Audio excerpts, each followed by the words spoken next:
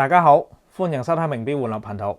今日咧又有一隻非常之值得拍嘅錶款咧，就出現喺 NWC 啦。咁不過咧，大家等陣見到隻錶嘅時候咧，就唔好問寄賣價幾多錢啦，因為咧係一個熱心嘅師兄咧，純粹借俾我拍片同大家開心 share 嘅啫。咁呢一款錶咧，據稱而家咧就喺香港咧都仲未有現貨嘅。咁但係喺個鏡頭前咧，呢一隻咧喺台灣第一隻出現嘅錶款嚟嘅，咁所以咧大家咧又有眼福啦，一齊睇睇呢一隻新鮮滾熱辣最新款嘅 Omega 嘅 Seamaster 啦。事不宜遲，去片。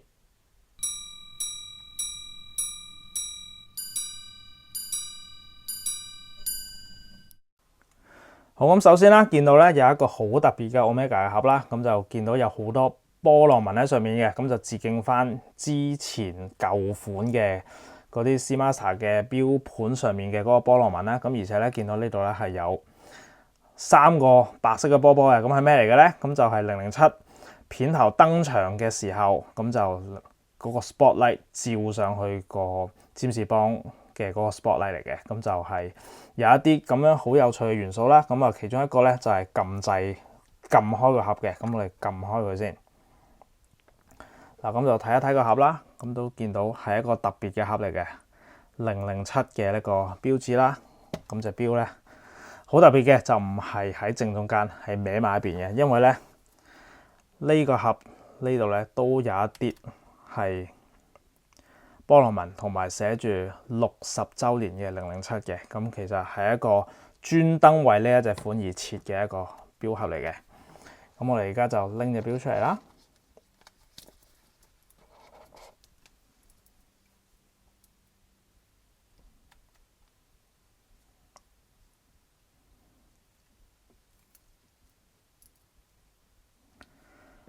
咁佢就係我今日要講嘅主角啦 ，Omega Seamaster 嘅占士邦60週年嘅紀念版。咁喺度咧，首先要感謝各位師兄嘅支持先啦。咁希望大家繼續支持，俾 like、share 同埋 subscribe 呢一個 channel 啦。咁仲可以 follow 埋 NWC 嘅 Instagram 睇下靚相嘅。咁名錶玩樂頻道咧就係一個以廣東話分享嘅手錶寄賣平台啦，100%香港製造。咁都不斷地收到世界各地師兄嘅支持啦。咁就算移民或者係旅行去咗其他國家啦，咁都會準時收睇我哋逢星期4晚嘅 NWC 直播嘅。咁一齊交流百花齊放嘅玩錶文化。咁 NWC 咧喺尖沙咀嘅實體店啦，提供一站式嘅手錶寄賣平台服務啦。咁開業17個月以嚟咧，已經成功幫超過2000隻嘅手錶咧揾到新主人嘅啦。咁免卻一切要賣錶時候單打獨鬥嘅煩惱啦。咁要賣錶揾我哋幫你哋搞掂晒咧，就安心又放心啦。咁如果想知道詳情嘅話咧，可以瀏覽 NWC 嘅官方網站 minggochannel.com 啦，或者係 WhatsApp 68899616揾我哋咧都得嘅。咁就算係海外嘅觀眾咧，如果想買我哋嘅錶咧，都冇問題嘅。咁期待喺 NWC 見到大家啦。咁除咗奧運之外咧，近年嚟嘅占士邦系列嘅電影咧，一定係同 Omega 咧係有密切關係嘅。咁每逢有新嘅占士邦電影上畫咧，就一定會有特別版嘅007嘅 Seamaster 出現噶啦。咁好似呢2年非常之熱賣嘅 No Time to Die 嘅海馬咧，就係一個好好嘅例子啦。咁講到007系列嘅電影咧，其實咧都已經係長青系列嘅啦。咁由1962年第一部嘅007電影 Doctor No 開始咧，到原本今年2020年上映嘅 No Time to Die， 咁總共咧係有25套嘅007電影嘅。咁幾乎每一套嘅007電影咧都會有一隻手錶咧係帶住喺 James Bond 隻手 show 出嚟嘅。咁就好似 Breitling 啊、Hamilton 啊、精工同埋 Tag Heuer 嘅手錶咧，都係有喺007系列出現過嘅。咁而大家都好熟悉嘅勞力士咧，當然都係冇例外啦。咁係1962年第一套007電影嘅 Doctor No 入邊飾演第一代 James Bond 嘅辛康納利啦，咁就係帶住一隻勞力士嘅 Submariner 嘅6538嘅。咁不過以上提到嘅手錶咧，都只係演員自己嘅私貨錶或者係作為劇組嘅道具咧，就並冇任何嘅商業元素喺度嘅。咁而真正嘅商業合作咧，咁就係喺1995年啦 ，GoldenEye 入邊飾演 James Bond 嘅皮亞斯布士南啦，咁就帶住隻 Omega 開始嘅。咁007系列咧，咁先至喺呢個時候咧，就正式同 Omega 系列咧係正式聯名進行呢個商業合作嘅。咁自此之後咧 ，Omega 咧就成為咗 James Bond 嘅御用手錶品牌啦。咁凡係有 James Bond 嘅出現咧，大家都一定會見到佢帶住 Seamaster 或者係 Planet Ocean 嘅。嗱，咁大家都知道啦，Omega 咧揾錢咧好叻嘅，咁當然咧唔會只係跟007電影就出特別版啦，咁嗰啲俾10啊或者5除得盡嘅年份咧，就一定會出一啲嘅特別版噶啦。咁今日我手上呢一隻咧就係慶祝占士邦系列嘅電影推出咗60週年啦，咁亦即係1962年嘅 Doctor No 咧而推出嘅一隻嘅特別版嘅 Seamaster 嚟嘅。咁講下呢款錶嘅基本規格先啦。咁佢嘅直徑咧就係42mm，厚度咧係13.2mm，咁甩到甩嘅距離咧係49mm，而錶耳呢個闊度咧係20mm嘅。咁佢防水有300米啦，咁同埋有一塊拱形嘅藍寶石水晶鏡面嘅。咁全隻錶連錶帶咧都係用不鏽鋼嘅金屬製造啦。咁外形上咧就同 No Time to Die 嘅嗰隻 Seamaster 咧基本上咧就係一模一樣噶啦。咁都係玩懷舊風格嘅。咁所以喺錶盤上面咧都係冇6點鐘嘅呢一個嘅日期窗嘅。咁不過今次 Index 啊同埋指針咧都係用翻白色嘅夜光塗層啦。咁同埋呢一條嘅米蘭帶啦，俾大家睇一睇。嗱，咁都係非常之有特色嘅一條嘅米蘭帶啦。咁除咗非常之配合成隻錶嘅懷舊風格之外咧，咁佢個做工咧亦都係相當之好嘅。咁呢個接扣啦，咁同埋呢一個校錶帶長短嘅呢一個嘅位啦，咁都係做工非常之好。咁大家聽聲咧，好結實嘅呢個啪啪聲咧，都知道咧，整體嘅手感即係操作嘅手感咧，都係非常之好嘅。嗱，咁今次啦。呢一個占士邦嘅60週年版嘅彩蛋咧都非常之多嘅。咁首先咧，大家留意下咧呢一個藍色鋁圈上面嘅呢一個嘅60啦。原本呢個位咧其實咧就係一個嘅箭嘴仔嘅應該。咁啊呢個箭嘴仔咧就變咗做60啦。咁就非常之不着痕跡咁樣咧就放咗一個60週年嘅彩蛋落去嘅。咁跟住之後啦，睇翻啦，咁呢一個錶盤上面藍色嘅呢個波浪紋啦。咁就明顯係致敬1995年占士邦喺 GoldenEye 入邊佩戴嘅嗰一隻嘅 Seamaster 嘅。咁而嗰一套嘅 GoldenEye 咧，亦都係 Omega 第一次正式同007電影系列嘅一個正式嘅商業合作嘅。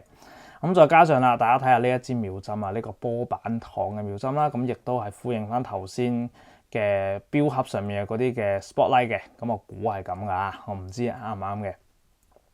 咁而喺呢一隻錶嘅夜光當中咧，都可以見到啦。咁個圈上面嘅呢個60啦，同埋個分針咧，都係有唔同嘅夜光顏色嘅。咁我覺得咧，呢一個60週年嘅彩蛋咧，都放得都幾恰到好處嘅。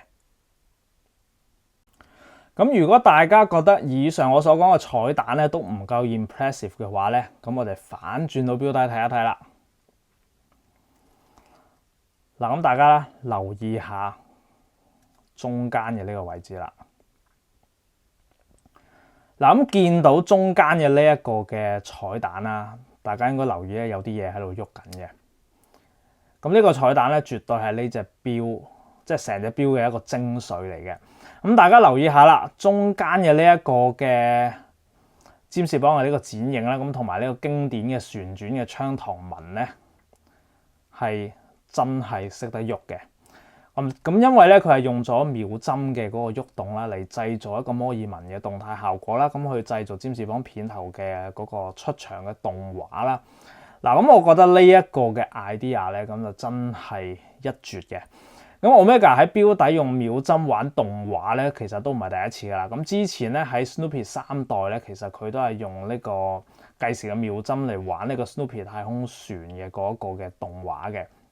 咁就都係非常之有創意，但係我係更加欣賞呢一個多啲啊，因為用摩爾紋咁樣去做一個出場嘅效果咧，其實真係幾好玩，同埋真係幾創新嘅一個 idea 嚟嘅。嗱，咁入邊嘅機芯啦，咁就係用咗 Omega 有 Metas 大師天文台認證嘅8806機芯啦，咁有55小時嘅動力儲備，15000高斯嘅防磁效能啦，咁同埋保證0到加5秒嘅日差保證嘅。咁好啦，我而家試下呢隻手錶嘅操作俾大家睇一睇。嗱，咁呢隻錶嘅操作啦，非常之簡單啦。首先佢係一個潛水錶啦，咁所以咧要將個把的鬆開先嘅。嗱，咁鬆開咗之後咧，向上轉啦，就係上鏈啦。咁如果將個巴的拉開一格，咁呢個時候咧見到秒針停住咗啦，咁呢個時候咧就可以調校個時間噶啦。咁調校完時間之後咧，將個巴的撳翻原位，咁就鎖翻實，就完成呢隻手錶所有操作啦。咁我而家戴順手俾大家望一望。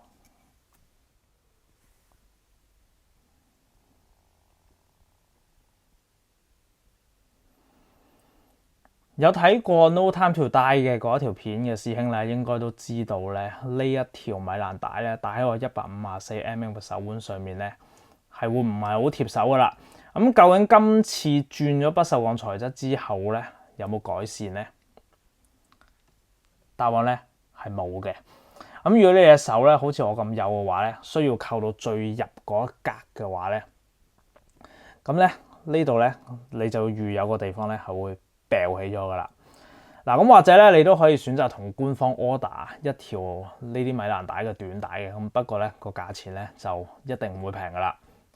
嗱，咁呢隻錶啦，總括嚟講咧，我覺得咧係一隻做得非常之成功嘅一個特別版嚟嘅。咁因為特別版咧，其實最罩忌咧就係所有嘅嗰啲元素或者彩蛋咧係太刻意啦。咁但係呢一隻占士邦60週年咧，就咁望上去咧係一隻好靚仔嘅復古嘅海馬啦。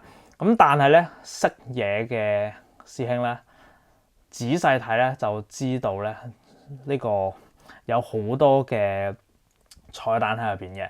嗱，咁啊，例如啦，呢一個上面嘅呢個60啦，咁啊錶盤上面嘅波浪紋啦，同埋波板糖針嘅秒針，咁同埋呢即係呢啲咁嘅元素啦，全部都係做得非常之不着痕跡嘅。咁當然啦，最精彩嘅就係錶底嘅嗰個摩爾紋嘅嗰個占士邦出場嘅嗰個動畫啦，咁係真係非常之有創意嘅。咁呢個致敬咧，我覺得係真係做得非常之成功嘅。咁所以相信好多 Omega 嘅錶迷啦，咁都會對呢一隻嘅60週年嘅占士邦咧就非常之有興趣嘅。咁唯一可惜嘅咧就係呢一隻咧都唔係一隻嘅限量版嚟嘅。咁大家見啦 ，Omega 近年嘅方針咧都係永遠都係限產唔限量嘅。咁連 Snoopy 嘅3代咧都係唔限量啦。咁大家就唔好對 Omega 有啲乜嘢 expectation 啦。嗱，咁啊，再提大家多一次啦，就係啦，呢一隻錶咧，其實咧就純粹分享嘅啫，咁啊唔使再 WhatsApp 問我呢一隻錶就寄賣係幾多錢啦。到真係有一隻嚟到 MWC 寄賣嘅時候咧，我一定會第一時間通知大家嘅。咁啊，記得每日留意我哋嘅 IG 同埋 Facebook 嘅 Story 同埋嗰個限時動態啦。咁就可能隨時都會出現嘅，唔知嘅。咁啊，最後啦，當然啦，就係要代全港錶迷去感謝呢一位熱心借俾我拍片嘅呢一位嘅熱心師兄啦。咁啊有呢啲咁熱心嘅師兄咧，大家先至會喺個鏡頭前面有咁多靚錶睇嘅。好啦，咁以上咧就我今日嘅開箱分享啦。如果中意我影片，記得 like、share 影片，同埋記得撳鐘，即係訂閱我頻道啦。咁我一出新片咧就可以第一時間通知到大家。咁如果想知道唔同嘅鐘錶知識同埋故事嘅話咧，可以加入 Mingwatch Channel 嘅 Facebook 專頁嘅。咁如果想買錶啊賣錶，可以瀏覽 MWC 嘅官方網站 mingwatchchannel.com。咁如果你睇完片仲想睇埋靚相，就記得 follow 埋 IG 啦。Mingwatch Channel，你哋嘅支持就繼續分享最大嘅動力。下次再見，拜拜。